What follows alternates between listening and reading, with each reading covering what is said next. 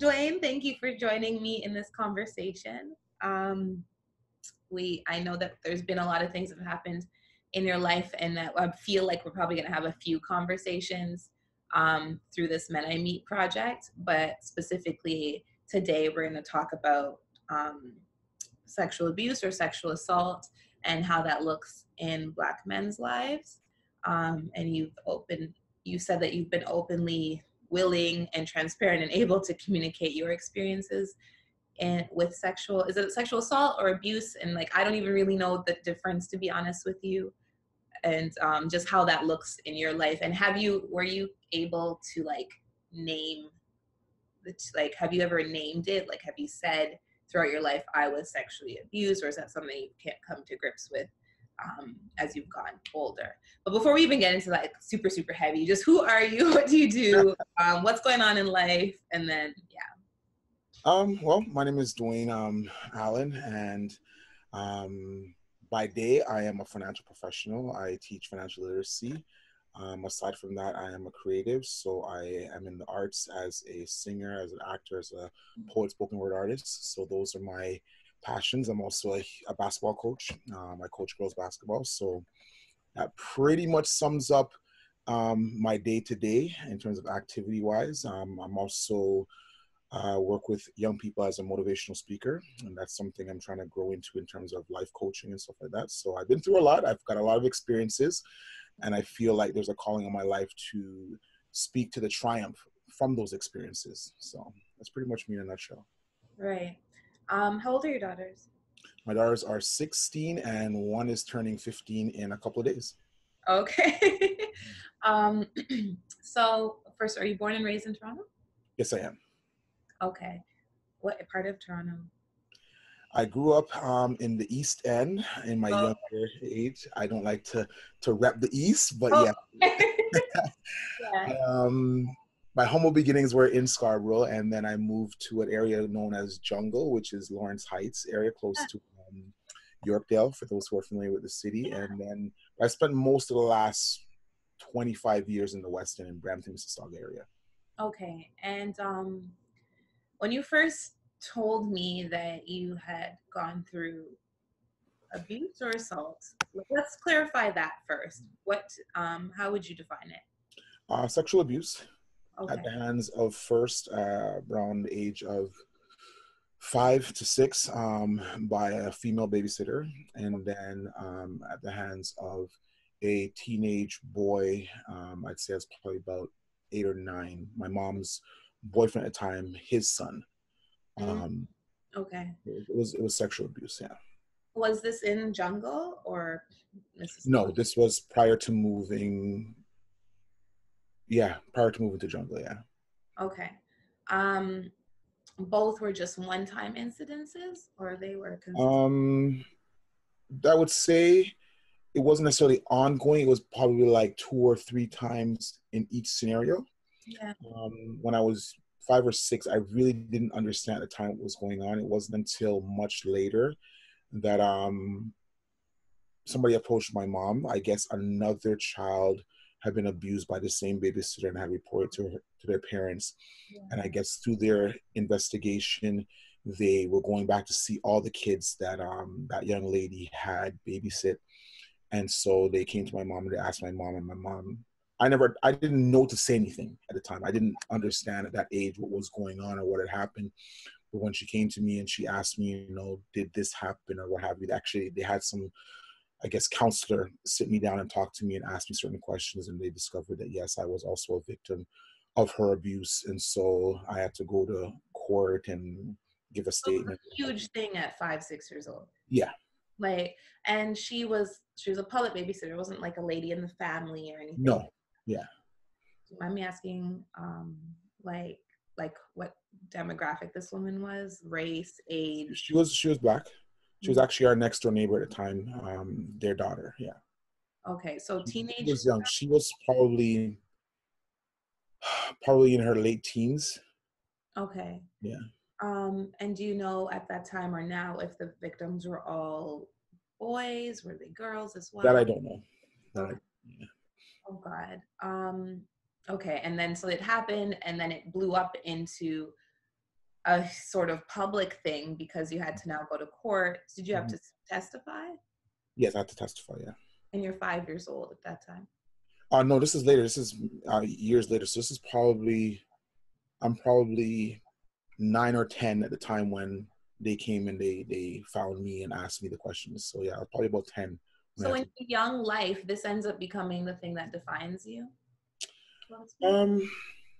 It's interesting because I feel in a lot of ways it did, because I had a stepdad at that time when I was living in Scarborough, and I remember my first introduction to porn, and Yeah. that was finding his dirty magazines in the garage and stuff like that. And in the midst of all that, looking back on it, that was the same time that I was dealing with that with the babysitter. Yeah. So, I was introduced to sex at a very, very young age, but in the wrong way, obviously, through porn and through sexual abuse. And so that really shaped my early ideas about sex. Yeah. I was a highly sexual child. I, again, introduced to pornography at a very young age, and it became something that through my adolescence, into my teens, and into my adulthood was very, very present. Yeah. It's taken me a long time to get to a place now where I can honestly say that porn is something that I am heavily against. Yeah. Um, it's something that in the last couple of years I've worked extremely hard to just get out of my life altogether. Mhm. And so far, I would say over the last, especially year, I've done a much better job in that regard. And it's something that I'm extremely proud of because it has affected my life. I've been married, and I can honestly say that it was a part of my marriage Mm. that at times my spouse didn't know about. And Yeah. I know that whether she realizes it or not, I know that it affected me because, and it affected our intimacy, because there were times where I would rather watch porn and masturbate than be with my wife. Yeah. Mhm. And especially when things were not going well between us, that was my escape. That was my go-to. When she didn't want to be with me, it was all good because I could always run to my porn and whatever the case may be. So I know it's something that greatly affected, my life. Yeah. Um, okay, so the same time that this was happening with her and you didn't understand it Mhm. at 5, 6 years old is the same time you discovered porn. So were you able to make a connection like, oh, what I'm seeing here is what this person's doing to me? At the time, no, but now obviously You I can see the correlation and the connection between the two. And then you said when you got a little bit older, there was another incident Yeah, with a boy. with a boy, yeah. And So he was a few years older than me. He's probably maybe 6, 7 years older than me. And so he was the son of a boyfriend that my mom was seeing at the time. And when we would have sleepovers and stuff like that, he made me perform acts on him. Mhm. And so coming out of that situation, it created, I would say, a small struggle in my mind about my sexuality. Yeah. Do I like boys? Do I like girls? And when I say small, I mean like it didn't last very long, so to speak, because I would say by the time I hit middle school, yeah, I was fairly sure that women was where I I was at. knew where it was, but Yeah. I get that. There's a confusion based on. There was a little bit of a confusion there, and I had a couple moments I could say in my teens where I was like, is it, should I be cool with both? Like, Yeah. what have you. But again, it's something that I grew out of. I didn't have any counseling for it. It was just something that I just kind of grew out of, and I just knew that I liked women and that's where I wanted to be. And I think at that point, especially having gone through, the whole court process and understanding what sexual abuse was, I think I was able to compartmentalize and put that as, though that was sexual abuse. There's no confusion there about your sexuality. That was sexual abuse. That should not have happened. And it was many years later, even after going through the whole court process with the babysitter, I never told my mom, I never told anybody for a very long time about the sexual abuse with the boy. I think more so out of embarrassment and cultural perspective. It just wasn't something that I was going to share that, yeah, hey, I made up with a boy. Like, it just wasn't cool, something that I could have shared at that time, but something that I'm very comfortable to share now. I was about to ask you, how did you get to this place of feeling like comfortable sharing? Because I'm listening to you, and Mhm. as I'm sitting here, I'm gonna be straight up. Like I feel so um, like first humbled that you shared that with me, Right. and second, like just like wow, like you're so steadfast and confident, and there's no shame, Mhm. which I think is like a huge thing that comes out of abuse, is that shame. And just to see you be able to speak about it, Mhm. one as a man, two as a Black man, three as a father, Mhm. as a lover to other women. Like there's so many areas where I imagine you've had to like question, like, can I share this with somebody, or how is this going to affect this person, or are they going to think I'm gay, for example, or Right. whatever. So like, how did you just get to that place? Um, to be honest with you, I think it's a lot of factors. I would say first and foremost, I've always had an amazing mother, and I got to give her credit in that regard. In that, I went through a lot as a child. We went through a lot as a child. We grew. She had me young, and we basically grew up together.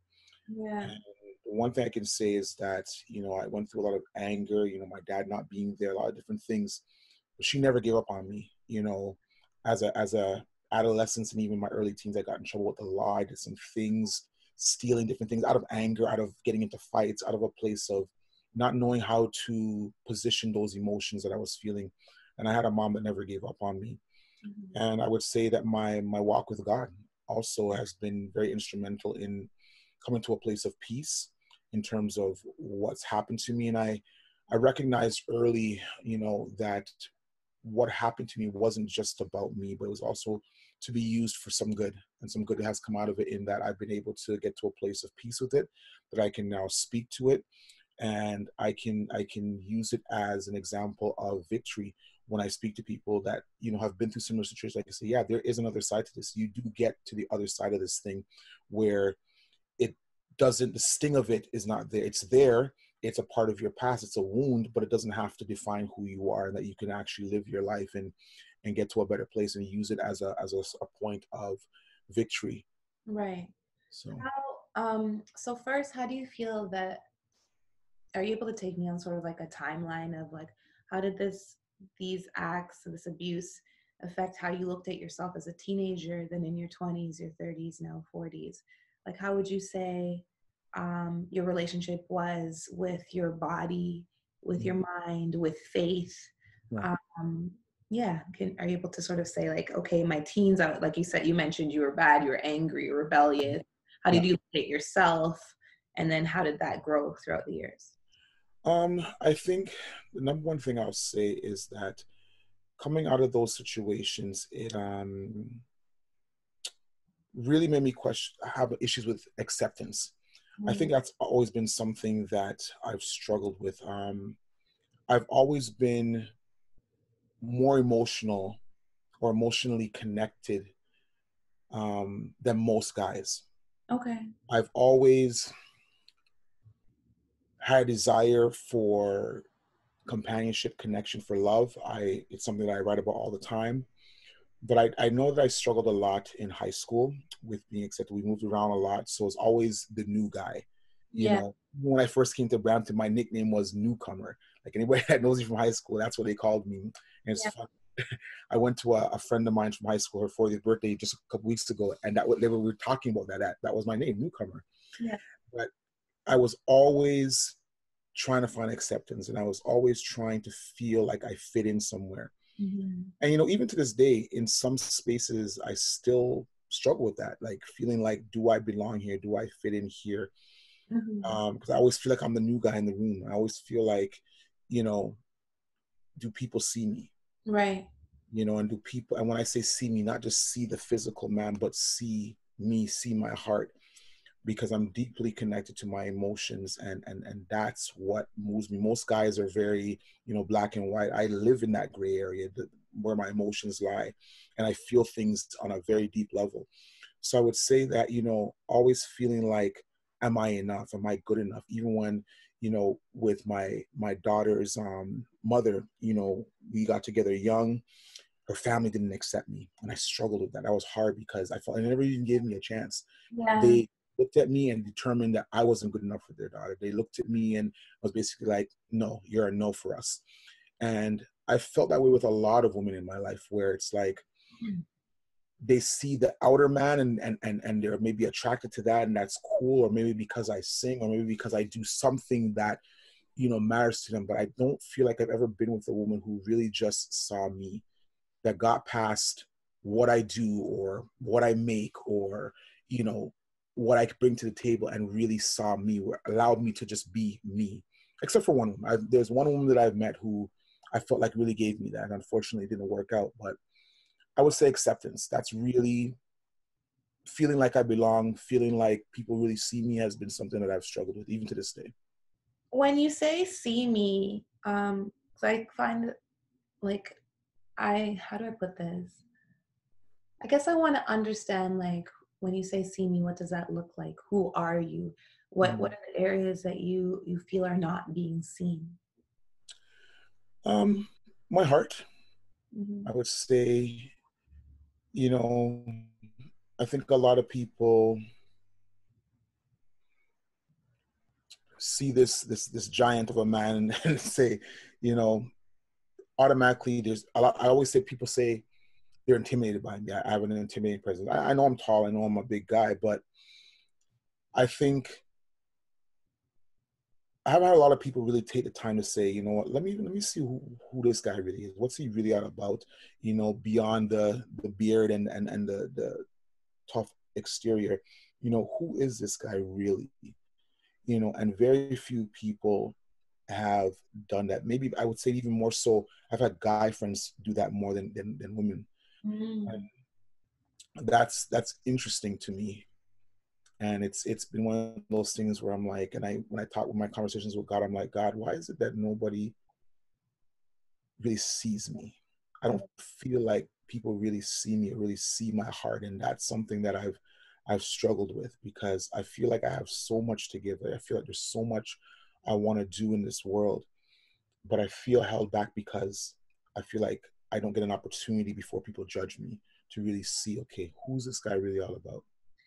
This is a little bit left field, but were you did you have a growth spurt in your height, or were you always growing to be tall? And I'll tell you why I'm bringing the conversation to So this. it's interesting you asked that question, because I did have a growth spurt. Because when I was young, I would say, like, you know, middle school, early high school, I was short and stout, you know, had hips and this big butt. And then between like 13 and 16, I sprout up, and then I slimmed out, like I was very skinny, you Did that know. create an awkwardness in how you managed your body, and that again, that acceptance and like Yeah, it did, because you know, just when you're kind of like, okay, I'm good with who I am, you know, puberty hits, and then all of a sudden my body changed completely. So then trying to figure out, okay, who am I now? So yeah, I would say definitely that probably did play a role in it too. the reason I asked that, you were talking and my mind went back to a person and experience. So the last like physically abusive relationship that I was in, and it's weird because I don't often talk or share um, that stuff as much anymore. Hmm. But he was incredibly tall. He was like 6'8", Hmm.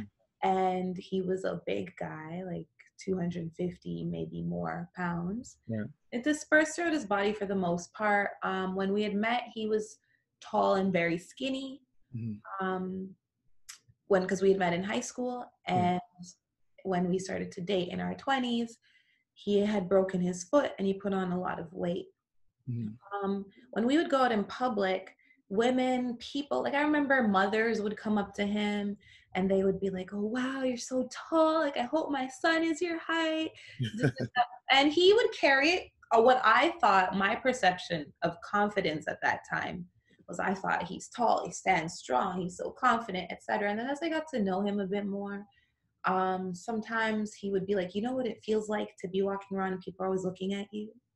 Hmm. Um, People stop and just stare at you." And it wasn't that he had grown up and was always the tallest in the room and could like come into his own with acceptance like that. There was a place in middle school where he just sort of like jumped to this.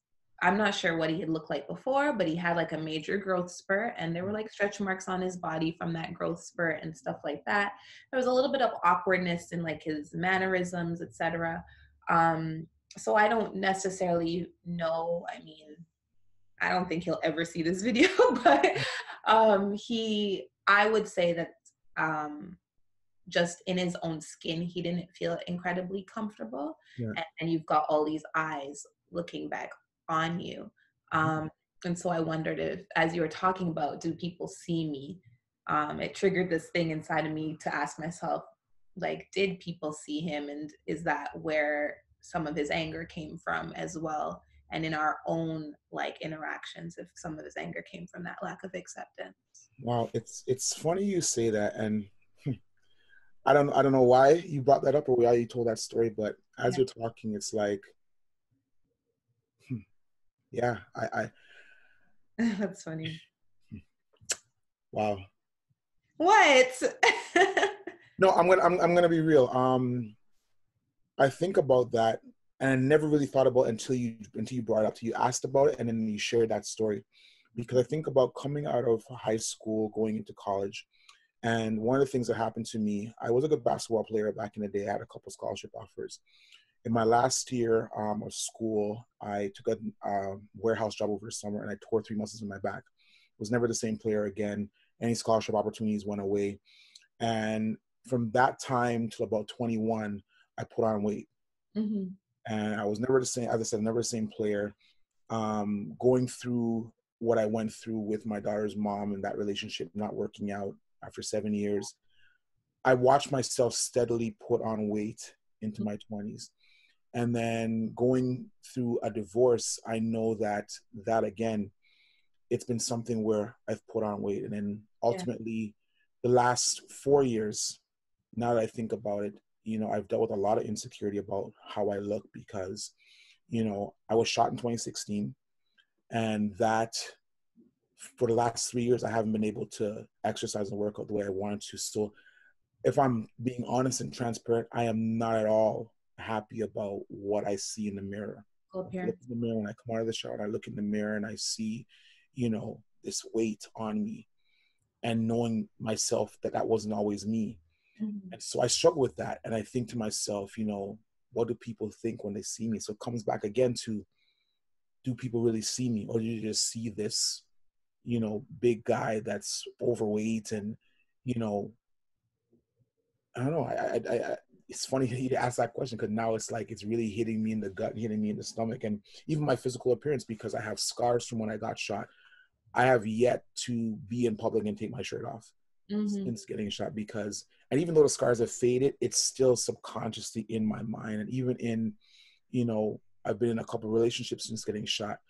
Even in intimacy, I have struggled with taking my shirt off because I'm just conscious of the fact that I have these scars, even though I came out of that. I didn't have to be here having this conversation with you right now. I could have died, but I struggle with that because I know what it used to look like to have six packs, but to know that, I haven't been able to work out until really this year. And I used to be proud of what I saw in the mirror, and now I'm not. So I think I struggle with that. I think I struggle with people seeing that.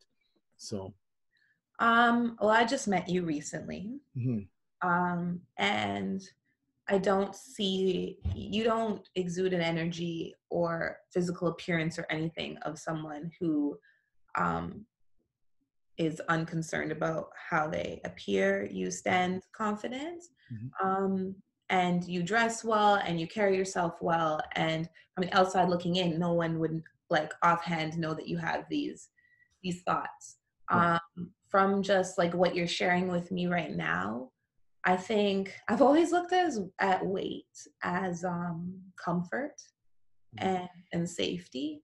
right, And so like what I hear just from you us talking is just maybe that really the things that are happening to you from a little boy to the growth spurts to the losing your identity with even basketball, um, losing your identity as a husband in the marriage then divorce, and now putting on weight. So there's that loss of your physical appearance that you're used to. There's something there. These are, in my mind, again, this is just Natasha now putting the coach hat on. There's something there that's saying that you've got to work on that acceptance, that self-acceptance, because life is going to like continuously bring you different, yeah, trials and tribulations. mhm, So whether you're skinny, six-pack, muscular, sexy, whatever, or you're bigger than you're used to, it's still like like how do you accept yourself? How much do you love yourself? Because again, you're not exuding that energy Yeah. to anybody on the outside, and no one on the outside is looking at you and saying, "Oh my God, he's overweight" or anything like that. Like that was not at all. Even now has never been like my thought process of you. I never once looked at you and thought that you were like overweight. When I'm thinking overweight, I'm imagining like those 600-pound life type people. Like you're like not even like close to anything like that. But I do know what it feels like to just not be comfortable in your skin. Like I'm a very petite person and people are like, oh, you don't have to worry about anything. But I know how I feel when I haven't worked out. I know I feel lethargic. I feel lazy or I look unshapely. Things are just not, so but our minds they play incredible tricks on us.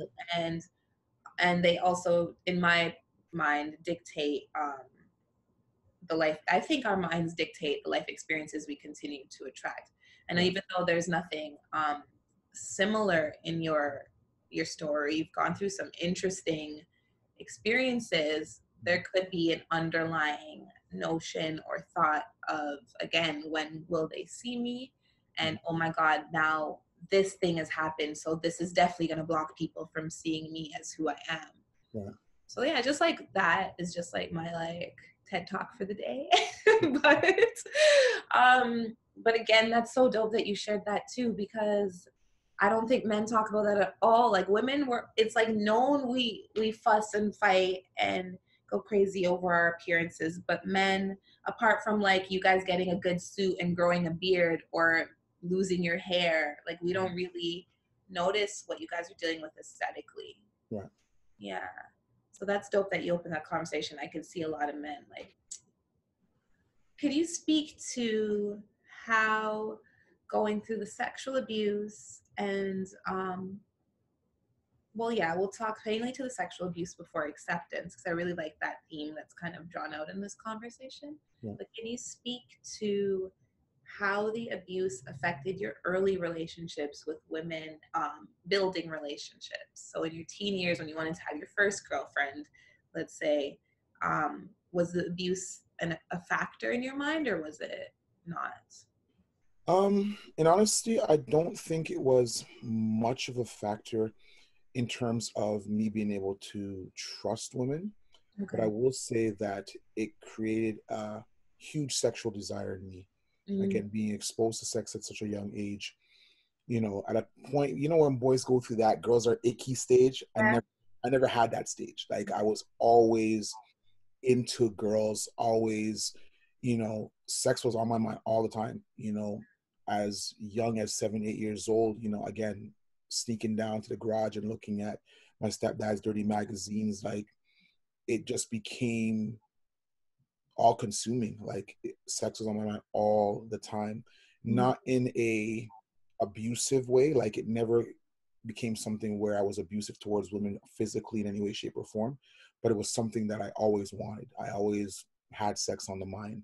Right. So, when I would think about relationships and thinking about having a woman in my life, it was like, okay, so that we could have sex. Right.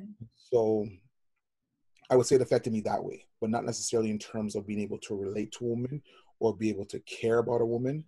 I think I equated relationships with you have someone in your life, you have sex.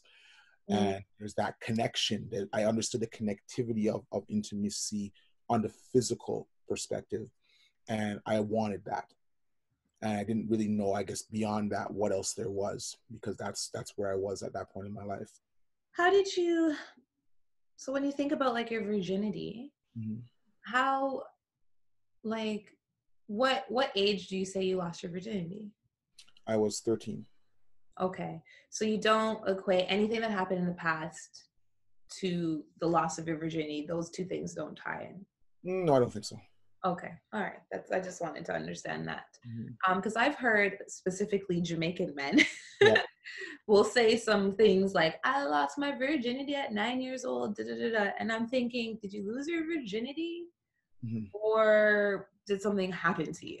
Right. So just understanding that too, because I think a lot of men, especially when abused by women, they wrap it in this bow of I wanted it, and this was when I lost my virginity. Yeah.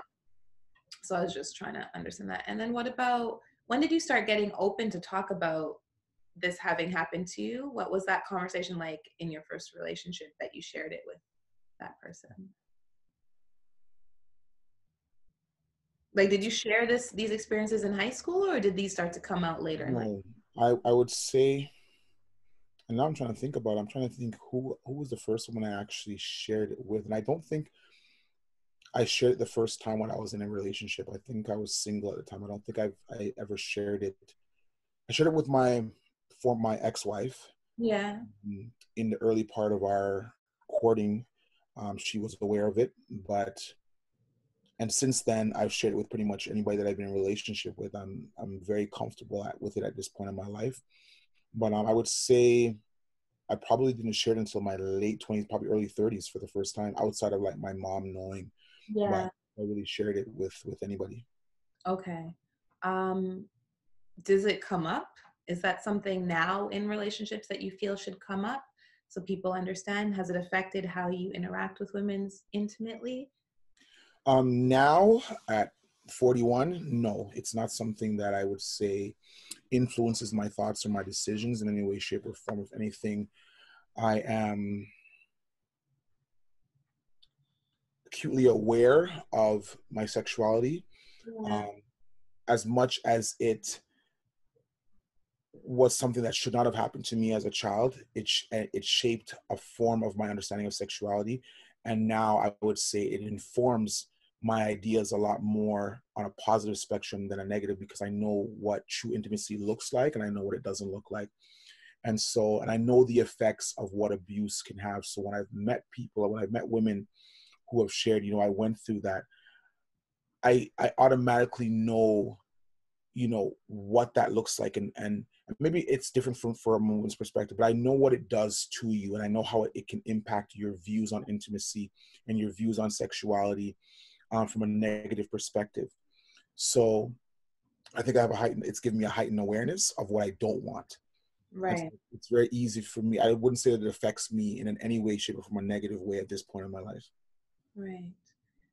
Do you think there's differences between men and women in that? Because I do know a lot of women who struggle with intimacy Mhm. in their relationships because of things that happens to them in their past. Do you think that we just compartmentalize it different? Do you think that's individual to you? Like you, because this is something that you've reconciled, that you're able to move forward adequately, or do you think it's individual, like each person is just however they deal with it? I think the mental makeup of men and women are different. So I think that women deal with abuse on a different level. I think that when a woman is abused by a man, in particular, it's a broken trust Mm-hmm. on a different level than a man looks at it, because I can look at being abused by a woman and the trust factor doesn't really come into perspective for me. It doesn't really come into my mind. Yes, it's broken trust, but I don't take it on like that.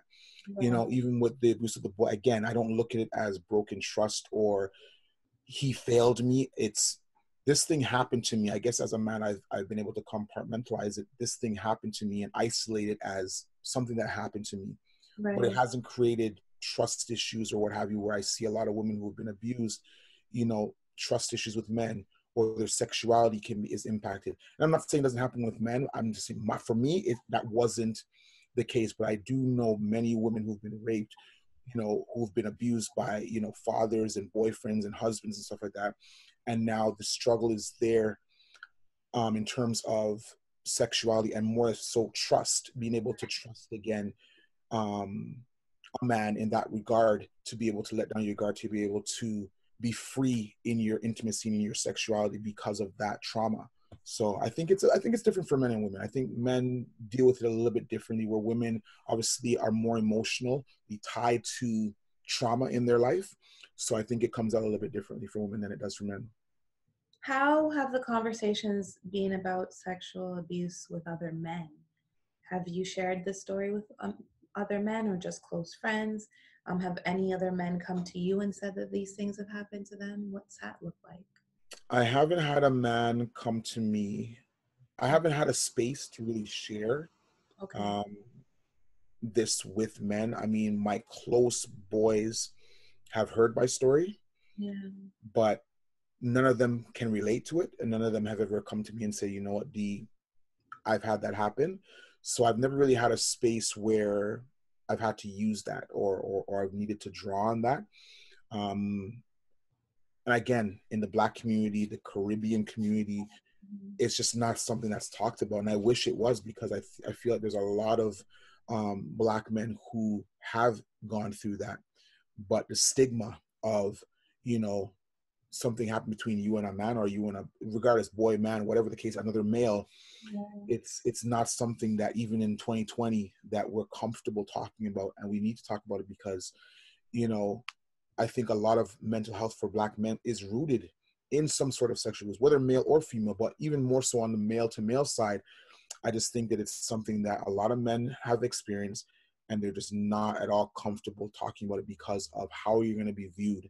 Yeah. You know, in the Caribbean community, you know, there are the idea of sexuality, and especially gay sexuality, is still, even in 2020, not acceptable, you Right. know, Yeah. or as widely accepted, you know, as, you know, female to female, you know, sexuality is just what it is. And unfortunately, it's led to a lot of Black men just, it's buried. It's buried. They're not going to let that out because I don't know how you're going to look at me after that. So, Okay.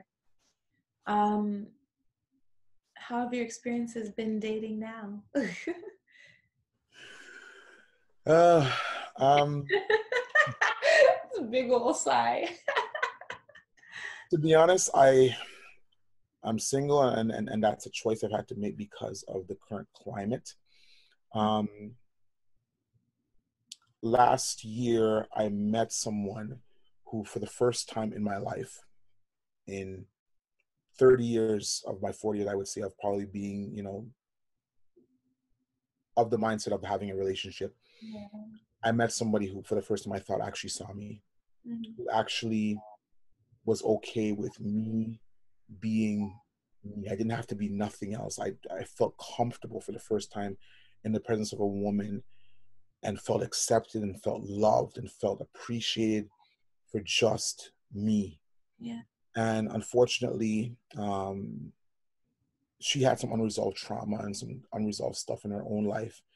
And she decided to walk away, Mhm. you know, to the point where we don't even talk anymore. And that's been hard, really, really hard navigating, because you feel like I spent my whole life trying to find what I have right here, right now.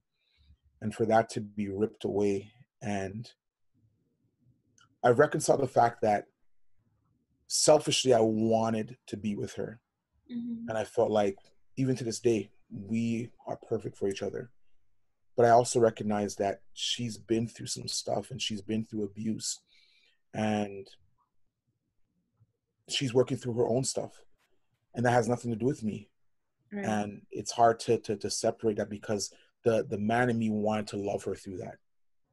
I wanted to be there for her. I wanted her to know that, you know what, regardless of what it is, even if we had to step back from the relationship, I could have been there for you. But at the same time, I recognize I'm a man, and I know the source of her trauma is a man. So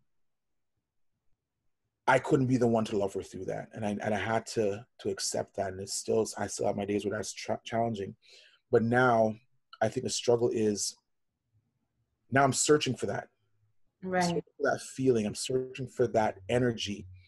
And I feel like it took me 30 years to find it. And now it's like I go into situations, I meet women, and it's like within the first 5 minutes, I'm like, nope, I don't see it. And I hate that feeling of playing the comparison game. Is there any feelings of rejection because of that? Like, I know that you understand what she's been through. You understand that this is her process. Mhm. But are, because there wasn't a chance to really, for both of you to experience the challenge of growing together, and for you to really show yourself as a steadfast support in her life, is there is that, are you tying that to who you are you tying this idea of, why wouldn't she let me be there for her? Are you taking that as rejection? And is that what's making it difficult for you to move forward? Um, yeah, I did feel deeply rejected. Hmm. I felt like you didn't trust me. You didn't trust me enough to let me be there or Right. to let me in. Um, I felt discarded. I felt cast off at the time for a long time. Hmm. Um, I'm at a place now finally where I can say I'm open. I'm open to really giving someone else a chance. And it's taken me 9 months to really get here. But I Right. would say I'm at a place in my healing from that relationship that I am open to giving someone a chance. If you'd asked me this question 6 months ago, the answer would have been no. I was pretty broken. I was Right. really, it's funny we're talking about broken heels. Well, I had broken everything, but it was just, it was There's easy. another part of that word. It's the heels part. Right. So, yeah. It was easily the deepest heartbreak I've ever experienced. In really, even my marriage breaking up didn't cut as deep as this did.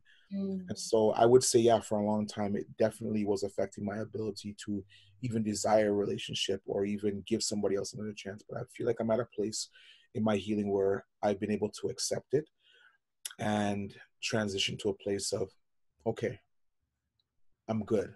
I'm good. I'm at peace with what it was. And I understand it wasn't about me.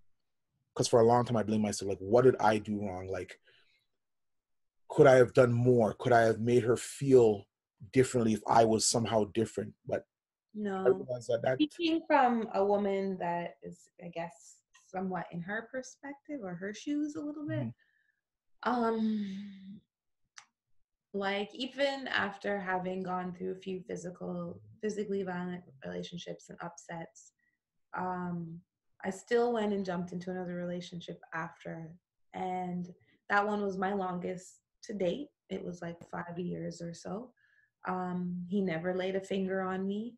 Um, and I did a lot of growing in that relationship. I'll say that. Like, I don't put, I don't hold anything against him when it comes to like I say, the relationship was quite healing as much as it was toxic. mhm, Um, it showed me a lot of myself and where my toxicity lies. I learned about myself. I'm not a good drinker, for example. I'm, I have a lot of anger, pent up stuff.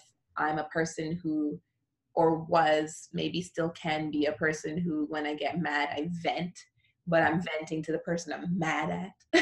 And then the person on the receiving end is taking that in as I'm attacking them, you know? mhm, Um, so I learned just a whole lot of stuff in that relationship. At the same time, was also um, dealing with someone who he had narcissistic tendencies, had addiction tendencies himself, mhm, um, and and left me with some like emotional work, mindset work that I'd have to do just in regards to like how desirable I am and stuff like that, just through the words he said and the actions he took through cheating and whatever. right. Um, when that relationship ended, like I would talk to like date. I don't even know if we call it dating because the first thing was like um I didn't want to talk to anybody in the city. So I would intentionally like find people who were like long distance. Actually, I can't even say intentionally. I would just take a trip and meet somebody and they'd be long distance, and that was super safe because I learned about myself that I hadn't quite accomplished balance when it comes to relationships. So I would like go all in into the relationship. Their life would become my life. So for long distance, that can't happen because the distance is a barrier in itself. Mhm, Um, so that was like a protective measure that I took, for example. But then also I found that I wasn't the idea of somebody calling me their girlfriend frightened the hell out of me. So like I mhm, was like not ready. I would talk to dudes, talk. We talk on the phone. We might hang out 1, 2 trips or something. But the settling down piece mhm, inside was like was like, hell no. Or when it seemed like it was getting close to a point where we could settle down, I'd start finding things wrong with them, because like I just wasn't ready. My like trauma was holding me back, my fear, like what, like could this sustain itself? What if I'm not desirable to this person? Like all this work that I needed to do on myself. Plus this fear of like the moment we become committed might be the moment that I see all the bullshit. Because each relationship I had was always in a honeymoon phase till the moment you called me your girlfriend and that we were boyfriend and girlfriend, then boom, the anger would show up and I'd get hit, or the cheating would start, or whatever. So my thoughts, my patterns were, it's always great in the honeymoon stage, but once you dive in and it gets deep, this is where the bullshit happens.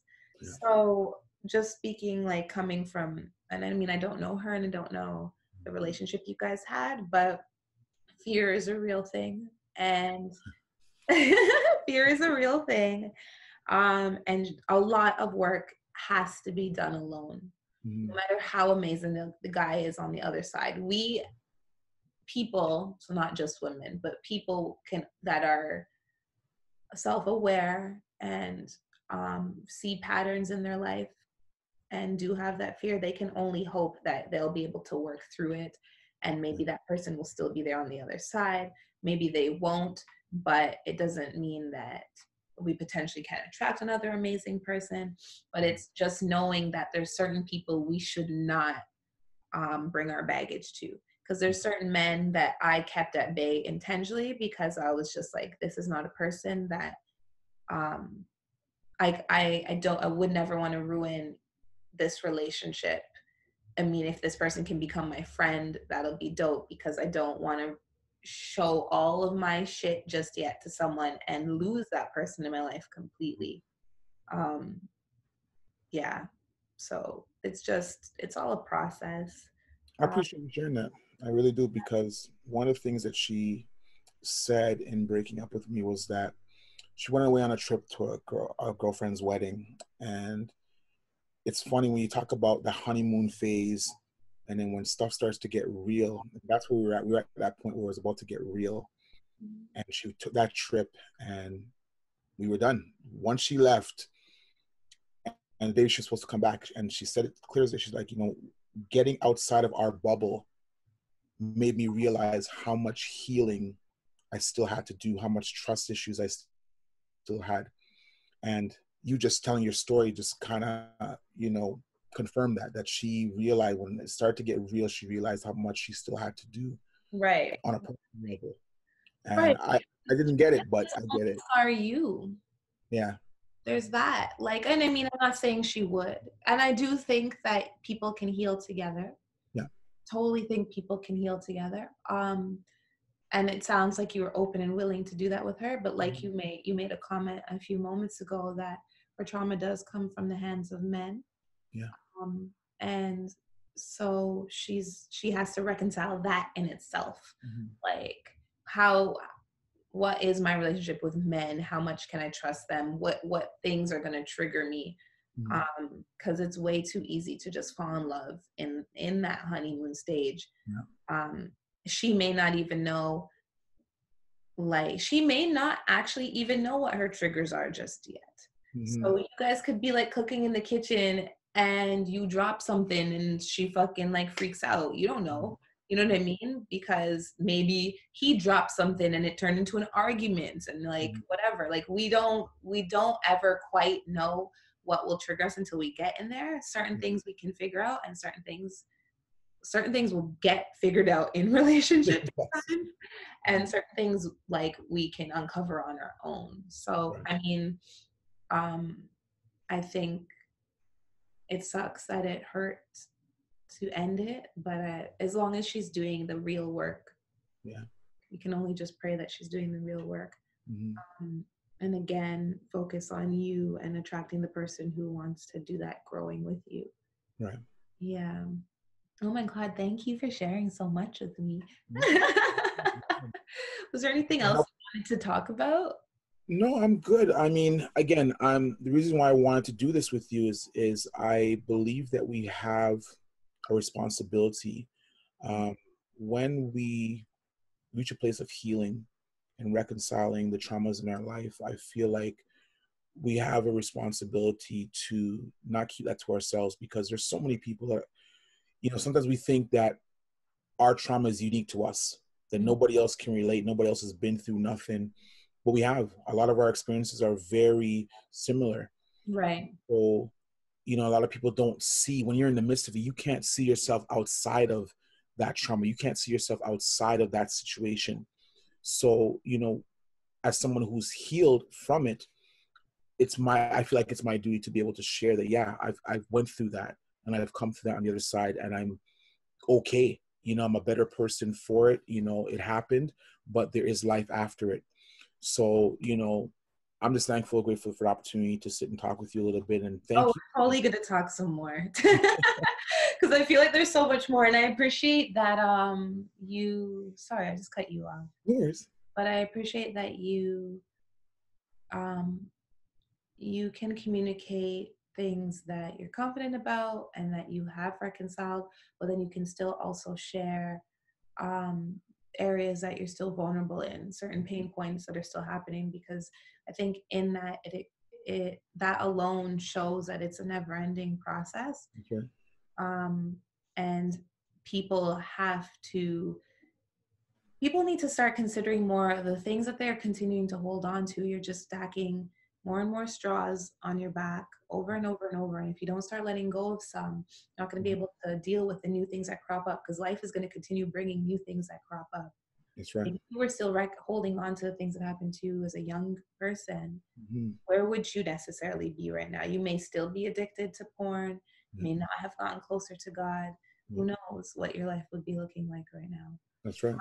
There are 3 questions I always ask everybody, and it has to do with love. I'm just trying to pull them up here. What does love look like for you when you think about loving yourself? And then what does love look like for you when you think about love in like your work and career?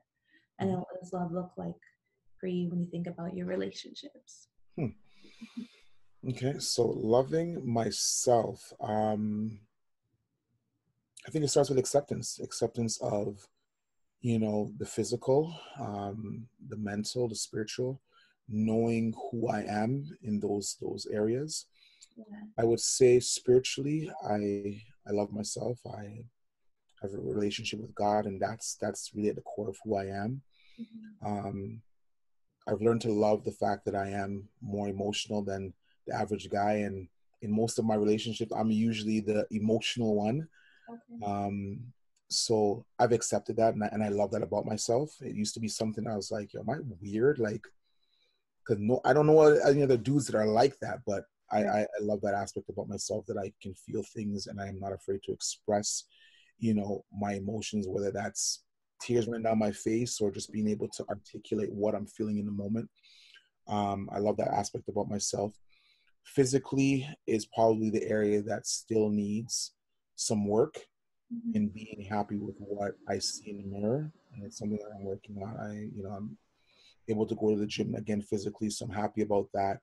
But just being okay with, what if I never lose the weight, or get back to what I used to see in the mirror, 15 years ago? Right. Can I be okay with that guy in the mirror? Right. I'm working on that. I'm Right. working on that. The second question was in terms of my career. There. Yeah. Career, passion, creativity. Like, what does love look like in that area? Okay. I started this 2020 with the mantra that everything that's happened in my life, I feel like, has prepared me for this moment, and I want to use all the good, the bad, the traumas of the first 40 years of my life and put it back into my creativity, in my writing, in my acting, in my scene, and whatever I do creatively. I want to put that back out into the world as, this is me, this is what the world has thrown at me, but I'm still here, I'm still standing, and give that back into the universe and hope that it can bless someone. Right. Career wise, obviously I have my own business, so I'm really inspired and focused on building that to the best that it can be. Building a legacy has become something that's so important to me, especially after getting shot you know, I felt like if my life had ended right there, that I hadn't accomplished anything, even though obviously I had, but I felt like I would just be a dot in history. And I really want to leave something that my daughters can be proud of, that my family can say, yeah, you know, he accomplished something in his life. In terms of love and relationships, I'll forever be a hopeless romantic. So I love love. I love Black love. I love just love overall. But in terms of a relationship, just finding that true connection, you Yeah. know, I'm not moved by physical appearance. Obviously, you want to be attracted to someone, but that's not the thing for me. You know, the size of her booty or her breast, great. But what else? Yeah. It's that connection. I want to have a true, deep connection with a woman where, as I said earlier, I see you and you see me. Not this, but on the inside, my heart. So that's what I search for. That's what I will continue to search for the rest of my days, is finding that connection with a woman on that level. Yeah. Oh, thank you. We totally need to have a conversation about you being shot. Okay. Next one, I think. So that's interesting. That's wild, first of all. But oh my God, thank you for sharing this with me, Dwayne.